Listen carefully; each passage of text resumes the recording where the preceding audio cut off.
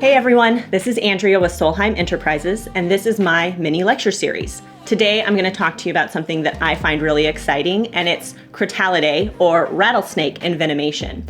So as I travel the country, I like to ask everyone in each state, do you have rattlesnakes here? And I get a lot of, nope.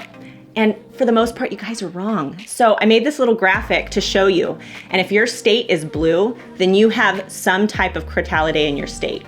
Now, with Crotalidae envenomation, the reason why these bites can be so devastating is that they cause capillary tissue and cell membrane damage, which leads to systemic organ dysfunction. The biggest thing that we're going to see in our patients is going to be significant edema and bleeding disorders, which is why these kind of bites can be fatal. Now, there's a lot of bad information out there about how to manage the Crotalidae bite, so I just want to clear up some of those things. Number one, we don't use tourniquets. Don't put a tourniquet on this patient. The tourniquet will trap the venom in the extremity, and then when you remove the tourniquet, you're going to bolus the patient with that venom.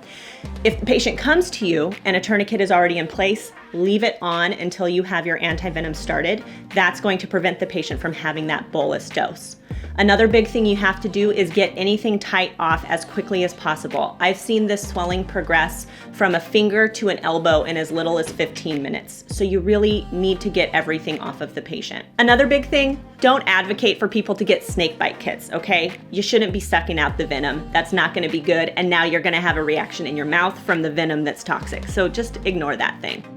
Something big to know about antivenom, this is one of those medications where even if the patient has an allergy, we're still going to give them the medication. The reason being that the consequences are too severe if we don't treat. So just keep your cocktail at the bedside for if the patient starts to develop allergic reaction. The best things that you can do for your patient is get them to the hospital quickly and call poison control as soon as possible. They have the current national recommendations for treatment on hand. They can get them to you quickly and they can guide you through each step of the process. So use your resources.